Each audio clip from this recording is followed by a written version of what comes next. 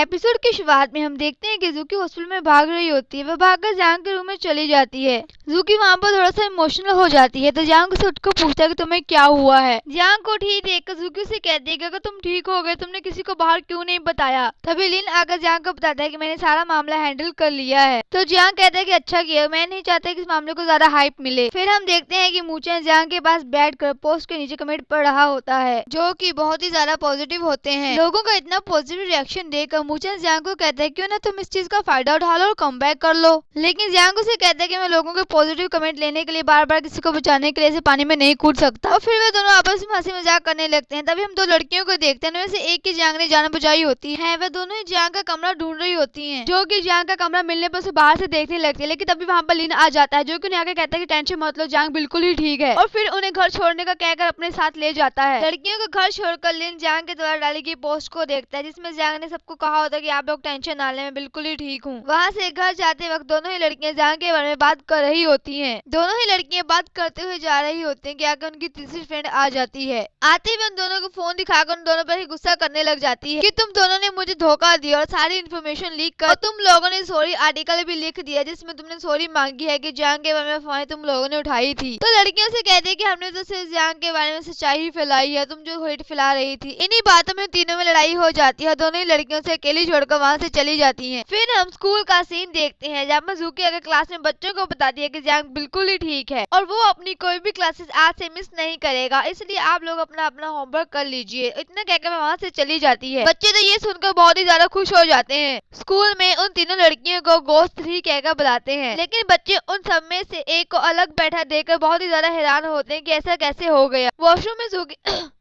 जूकी उन तीनों में से एक लड़की को मिलने पर उसे कहती है कि तुम तीनों का ग्रुप बहुत ही ज्यादा अच्छा है, तुम तीनों हर जगह एक जगह मिलकर ही जाती हो। बाहर आकर जूकी उनमें से मेन को बताती है कि तुम्हारी दोनों फ्रेंड वॉशरूम के अंदर। ये सुनकर बेचारी बहुत ही ज्यादा उदास हो जाती है कि मुझे यहाँ साथ लेकर नहीं गई। कैंडी में टीचर वू जांग की सीट पर आगे बैठने लगता है, लेकिन चैन उन्हें वहाँ पर बैठने नहीं देता। कहता है कि ये हमारी जांग की सीट है। बैठे ही जूकी चैन को आंखें दिखाती है और चैन बेचारा अपना खाना खाने लग जाता है। तभी वू को एक कॉल आ जाती है, इसकी वजह से उसे वहाँ से उठकर जाना पड़ता है। वू के जाने के बाद जूकी चैन से पूछती है कि ऐसा करना जरूरी था। चैन से कहता है कि हाँ, मैं टीचर जांग की जगह पे किसी और को नहीं बैठने दूंगा, बस बात खत्म। गोस्ट 3 की दो लड़कियां आकर जैसी के ग्रुप से पूछती है कि हम यहाँ पर बैठ सकते हैं, तो वह उन्हें वहाँ पर बैठने के लिए दे देते हैं। खाना खाते समय में सभी लोग बातें कर रहे होते हैं, लेकिन उनकी बॉस उन्हें बाहर से देख लेती है और वहाँ से चली जाती है। लिन फोन पर बात कर रहा होता है, तभी वहाँ पर जूकी आती है जो कि कहते हैं कि सॉरी मैं लेट हो गई हूँ। लिन उनसे वहाँ पर आने के लिए थैंक यू कहता है और कहता है कि तुम जांग का ध्यान रखना, मुझे बहुत से काम है इसलिए मैं यहाँ से जा रहा हूँ। जांग लिन को कहता है कि तुम क्या हर वक्त काम की बातें करते रहते हो। तो लिन उसे बताता है कि तुम सिर्फ स्टूडियो में नहीं बल्कि स्टेज पर कम बैक करने वाले हो। ये बातें सुनकर जांग और जूकी दोनों ही बहुत ज्यादा हैरान हो जाते हैं कि स्टेज पर कम बैक। फिर हम लिन को फोन पर बात करते हुए जाते हुए देखते हैं एक के बाद एक कॉल आ रही होती है जो कि जांग को अपनी कंपनी में लेने के लिए होती है। अब हर कोई कंपनी जांग के साथ काम करना चाहती है और लाइट एंटरटेनमेंट का सीईओ वहाँ पर लिन के घर के बाहर आया होता है। लिन के घर के अंदर जाकर वह लिन को कहता है कि हम जांग को वापस अपनी कंपनी में लेना चाहते हैं। तो लिन उसे कहता है कि मेरे पास बहुत ही सारे ऑप्शंस हैं, मैं देखूंगा कि मुझे आपकी कंपनी में जाना चाहिए या फिर नहीं।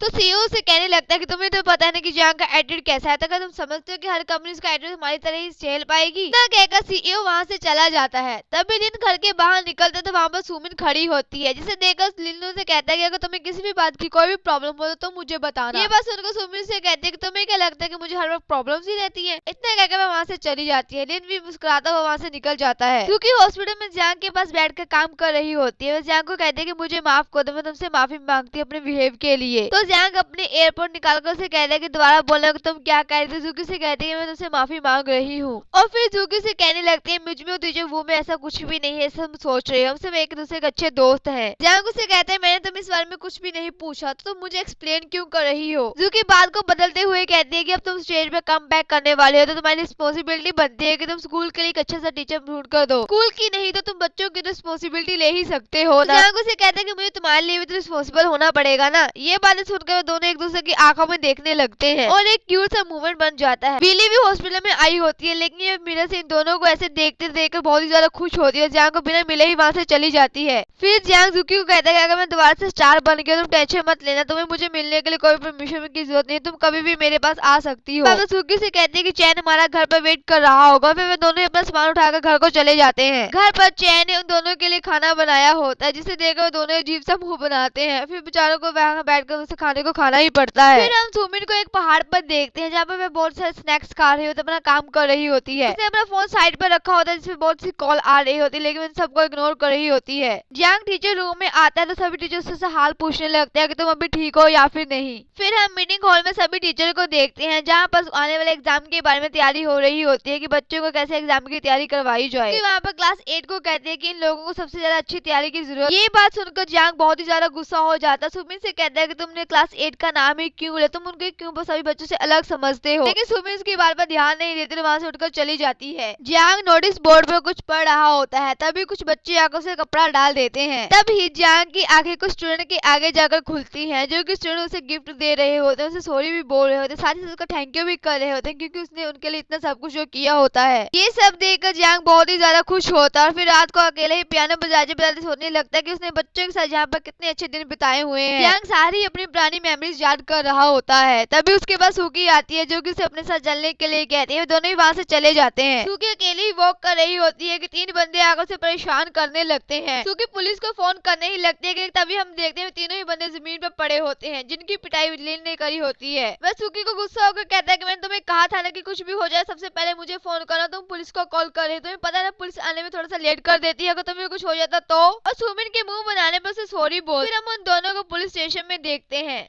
जहाँ पर उन गुंडों को अरेस्ट कराकर बड़े ही मजे से वहाँ से बाहर निकल रहे होते हैं। फिर हम लिन को घर पर देखते हैं जहाँ पर उसके पास जियांग आता है। जियांग लिन को अपने द्वारा लिखे हुए सॉन्ग भी दिखाता है, जिन्हें देखकर लिन तो बहुत ही ज्यादा खुश होता है, लेकिन जियांग उसे कहता है कि मैं अपने म्यूजिक क्लास में ही रहना चाहता हूँ। लिन जियांग को कंपनी द्वारा आए गए इन्विटेशन दिखाता है और उसे कहता है कि देखो ये सभी कंपनियां तुम्हें अपनी कंपनी में लेना चाहती है। लिन उसे कहता है कि किसी एक कंपनी को ज्वाइन करने के बाद तुम दोबारा से अपने स्टार बन जाओगे। तो जियांग कहता है लेकिन स्कूल में अभी भी एक ही स्टार ही हूँ। लिन के पूछ में बताता है कि मैं बिल्कुल ही श्योर हूँ कि मैं स्कूल में ही टीचर बनकर ही रहना चाहता हूँ। ये बातें सुनकर लिन जियांग को कहता है कि तुम्हें जैसा सही लगे तुम वैसा ही करो, लेकिन मैं तुम्हें तब तक मनाता रहूंगा जब तक तुम मुझे हाँ नहीं बोल देते। फिर हम जियांग को प्रिंसिपल ऑफिस में देखते हैं जहाँ पर प्रिंसिपल से एक फाइल दिखा रहा होता है। दिखाकर उसे कह देगा इस बार भी क्लास 8 का रिजल्ट बहुत ही बुरा आया तो तुम्हें ये स्कूल छोड़कर जाना पड़ेगा। जियांग कॉन्ट्रैक्ट उठाकर देखता है कि उसमें सच में उसे स्कूल छोड़कर जाना पड़ेगा। ये उनकी बातें सभी एक बच्चा सुन लेता है। ये बातें बच्चा जाकर सभी क्लास को बता देता है। इस बात को सुनकर बच्चे ऐसे पड़े होते हैं जैसे कि उनमें जान ही ना हो, वो बार बार इसी बात को सोच रहे होते हैं कि जियांग स्कूल छोड़कर चला जाएगा। फिर हम देखते हैं कि सभी बच्चे म्यूजिक क्लास में होते हैं। जियांग वहाँ पर अंदर आता है, उन्हें कहते हैं कि हम म्यूजिक क्लास की प्रैक्टिस करें और उन्होंने कह दिया कि तुम्हारे एग्जाम आने वाले जिसके लिए तुम्हें बहुत ज्यादा प्रिपरेशन करनी पड़ेगी। और फिर बच्चों को इंस्ट्रूमेंट बजाकर दिखाने लगता है। बच्चे से बहुत ज्यादा ध्यान से सुन रहे होते हैं। इसी के साथ हमारा ये एपिसोड यहीं पे खत्म होता है।